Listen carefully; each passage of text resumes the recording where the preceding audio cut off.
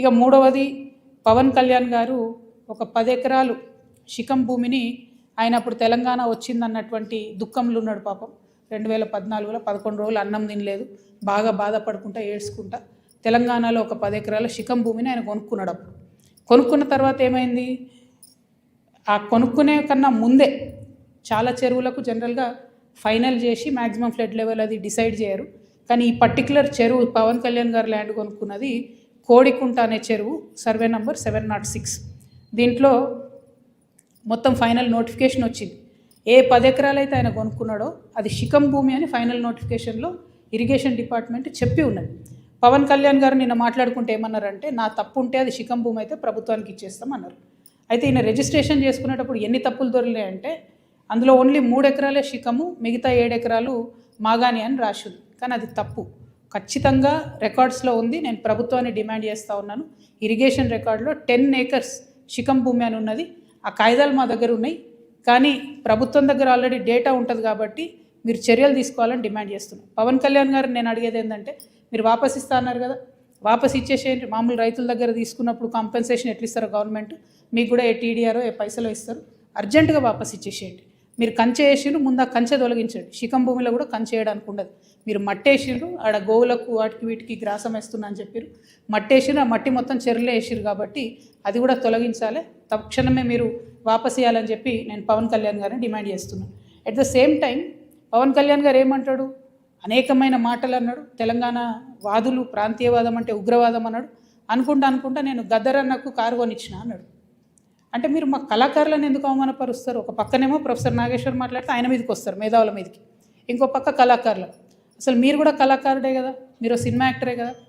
మీరు సినిమా యాక్టర్గా మీకు ఎట్లా వస్తుంది జీవనాధారం? ఏ సినిమాకైనా హయ్యెస్ట్ ఇన్కమ్ నైజాం నుంచే వస్తుంది. అంటే మా తెలంగాణ బిడ్డలు చూసే టికెట్లతోనే మీ సినిమాలు నడుస్తాయి. హయ్యెస్ట్ ఇన్కమ్ నైజామే, హయ్యెస్ట్ కలెక్షన్స్. అంటే మీరు కొనుక్కున్న ప్రతి కారులో మా తెలంగాణ బిడ్డలు కొన్న టికెట్ పైసలు ఉన్నాయి. మీరు కొనుక్కున్న ప్రతి భూమిలో మా తెలంగాణ బిడ్డలు కొన్న టికెట్ పైసలు ఉన్నాయి. మీరు మా గద్దరన్నను పట్టుకొని నేను కారు కొనిచ్చినానని ఆయన చనిపోయాడు, మీరు కొనిచ్చిరో కొనియలేదో ఎవరు తెలియదు. కానీ జనరల్గా ఏమంటారంటే, మనం ఒక మంచి పొజిషన్లో ఉన్నప్పుడు కుడి చేత్తోని దానం చేస్తే ఎడమ చేతికి తెలియదు అంటారు. అప్పుడెప్పుడో కారు కొనిచ్చి గప్పాలు కొట్టుకునేది మీరు కొంటే కొన్నారు కావచ్చు, పెద్ద ముచ్చటేముంది. ఆయన ఎన్ని ఫోక్ ట్యూన్స్ దొంగతనాలు చేసి మీరు సినిమా పాటలు పెట్టుకుంటలేరు? ఇచ్చిర్రా ఎప్పుడన్నా రాయల్టీ మీరు ఫోక్ ఆర్టిస్టులకి? ఎప్పుడన్నా ఫోక్ ఆర్టిస్టులను ఆదుకున్నారా? చిన్న నిర్మాతలను ఆదుకున్నారా? పక్క రాష్ట్రాల్లో ఎట్లా చేస్తారు, తమిళనాడులో అక్కడిక్కడ వాళ్ళందరూ. నేను ఎందుకు ఈ మాట చెప్తా ఉన్నా అంటే, మీరు ఒకటంటే మేము 100 అనాల్సి వస్తుంది. ఒక పక్కనేమో ఇట్లా సమైక్యవాదుల దాడి మన మీద పెరుగుతుంటే, ఇక మన కర్మానికి మనకు ముఖ్యమంత్రి ఉన్నాడు, ఆయనకు తెలంగాణ అంటే తెలియదు, తెలంగాణ నీళ్ళంటే తెలియదు. మేము ఎంటబడి కొట్లాడి మా పార్టీ పెట్టినాక కరెక్ట్ వారం లోపల పాలమూరు రంగారెడ్డిలో పెద్ద సభ పెట్టి, మన నీళ్ళు పోతున్నాయో మొత్తం ఎత్తుకపోతున్నారు ఆంధ్రోళ్ళు, మీరు ఏమైనా చేయండి అని లొల్లి పెడితే, నిన్న ముఖ్యమంత్రి గారు పోయి 2 రోజులు ఫస్ట్ టైం పాలమూరు బిడ్డ అయి ఉండి 30 నెలల నుంచి ఆయనకు తీరిక దొరకలేదట. నిన్న ఫస్ట్ టైం పోయి పాలమూరు ప్రాజెక్టుల మీద రివ్యూ చేసి ఏం మాట్లాడతాడు ఆయన, తీసుకుపోనండి 968 టీఎంసీలు మనకు వస్తే చాలు, 200 టీఎంసీలు ఆంధ్రోలు తీసుకుపోనండి, సంప్రదింపులు జరుపుతున్నాం మేమని చెప్తున్నాడు ఆయన. రేవంత్ రెడ్డి గారు, మీకు నీటి మీద అవగాహన లేకపోతే అవగాహన ఉన్న వాళ్ళతో మాట్లాడండి. వాళ్ళ ఆంధ్రోలు 200 టీఎంసీలు తీసుకుపోయిన తర్వాత రేపు పొద్దున హైదరాబాద్ నగరానికి పెరుగుతున్నటువంటి భవిష్యత్ అవసరాలకి కృష్ణా నీళ్ళు సరిపోవు, గోదావరి మనకు దిక్కు. నేను రేవంత్ రెడ్డి గారిని డిమాండ్ చేస్తూ ఉన్నా, మీరు కనుక బనకచెర్ల ప్రాజెక్టు కానీ ఇంకో ప్రాజెక్టు కానీ వాళ్ళు 200 టీఎంసీలు తీసుకుపోండి అంటే, గోదావరిలో మనకు అడగండి అదనంగా 200 టీఎంసీలు. ఇప్పుడు 968 మనకు హక్కుభుక్తంగా ఉంది, 968 + 200 అడగండి. మీరు అడిగేంత వరకు మీరు బనకచెర్ల మీటింగ్ అటెండ్ అయినా కూడా మీరు తెలంగాణకు ద్రోహం చేసిన వాళ్ళే అవుతారు, మన భవిష్యత్తు నీటి అవసరాలన్నింటినీ కూడా పాతరేసిన వాళ్ళే అవుతారు. మీరు నేను మాట్లాడుకుంటా ముఖ్యమంత్రి గారు అంటారు అబ్కి బార్ కాంగ్రెస్ సర్కార్ అంట, కూర్చునే యువత ఆఖరి బారే కాంగ్రెస్ సర్కార్, ఆఖరి బార్ కాంగ్రెస్ సర్కార్. కాంగ్రెస్ పార్టీ ఇంక 20 ఏళ్ళు తెలంగాణలో రాకుండా తెలంగాణ మీద, తెలంగాణ వాదం మీద, తెలంగాణ వనరుల మీద, తెలంగాణ భూముల మీద బందిపోట్లు పడ్డట్టు పట్టుకొని దోసుకొని తింటా ఉన్నారు మీరు, మీ కుటుంబ సభ్యులు, మీ ఎమ్మెల్యేలు. నిజంగా ఘోరమైందంటే, ఈ దోపిడీకి అప్పుడు బీఆర్ఎస్ పార్టీలో దారులు తెరిస్తే, కిటికీలు తెరిస్తే, ఇప్పుడు వీళ్ళు తలుపులు తెరిచి ఏకంగా దోసుకొని పోతున్నారు. అప్పుడు కేటీఆర్ పాలనే నడిచింది, ఇప్పుడు కేటీఆర్ పాలనే నడుస్తుంది. అప్పుడు కేటీఆర్ అంటే ఏంటంటే కేసీఆర్ గారు, తన్నీర్ హరీష్ రావు గారు, రామారావు గారు. ఇప్పుడు కేటీఆర్ అంటే ఏంటంటే కొండలరెడ్డి, తిరుపతి రెడ్డి, రేవంత్ రెడ్డి. ఇప్పుడు సేమ్ పరిపాలన నడుస్తుంది తప్పితే వేరే ఏం మారలేదు. దోపిడీ మారలేదు, పెరిగింది, రాచబాట పట్టింది దోపిడీ. ఈ 1,00,000 కోట్ల కాంగ్రెస్ దోపిడీని ఖచ్చితంగా ఆపుతాం. ఆ 1,00,000 కోట్ల తెలంగాణ భూమిని కాపాడుకొని తీరుతాం. ఎట్లయితే వెలుగుమట్లలో పేద ప్రజల భూములు కాపాడినామో అట్లనే తెలంగాణ వ్యాప్తంగా ఉన్నటువంటి అన్ని జిల్లాల్లో మీ దోపిడీని గమనిస్తున్నాం. ఎవరు గమనిస్తలేరు అనుకోవద్దు. ఖచ్చితంగా మా వనరులను మేము కాపాడుకుంటాం. సీరియల్ లెక్క ఈ 1,00,000 కోట్లు ఎక్కడెక్కడ దోపిడీ చేస్తారో చెప్తా నేను. ఇవాళ ఈ లేఖను మళ్ళీ ఒకసారి చూపించాలి దయచేసి. Thank you. జై తెలంగాణ. 2014లో పవన్ కళ్యాణ్ భూములు పంపుతున్నారు. కానీ వివాదం ఇప్పుడు అవుతుంది. అంటే 12 ఏళ్లలో ఎందుకు దీన్ని ప్రశ్నించలేకపోయారు, ఎందుకు అడగలేకపోయారు? 1 సెకండ్, ఇది ఒక్కటి చెప్పేసి కనబడుతుందా క్లారిటీ?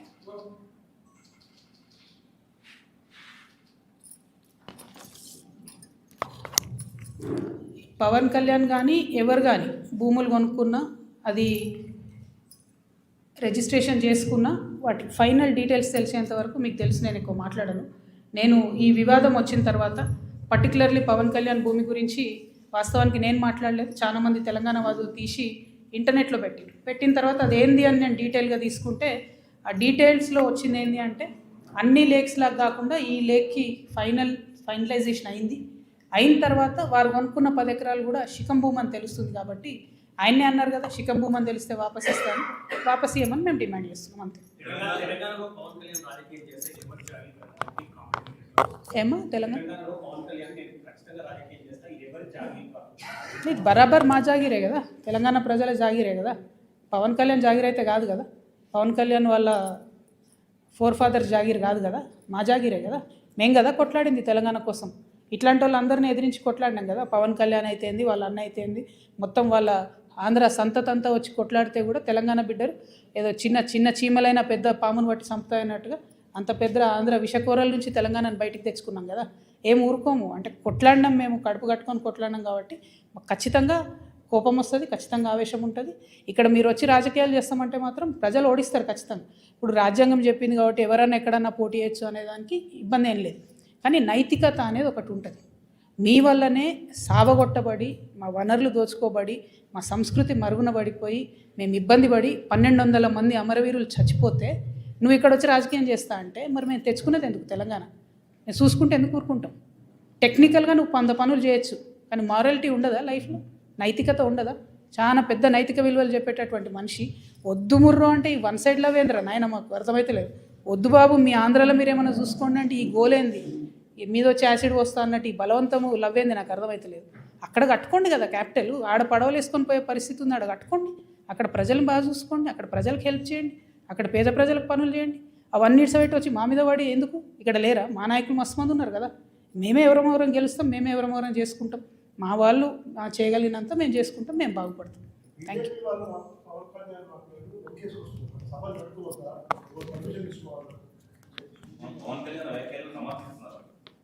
అంటే బీజేపీ వాళ్ళకి ఎవరు లీడర్ లేరు, వాళ్ళు ఏదో పవన్ కళ్యాణ్ వస్తే 2 ఓట్లు వస్తాయి అనుకుంటున్నారు. ఆ ఉన్న 8 సీట్లు కూడా పోతాయి ఈసారి, అవి కూడా రావు.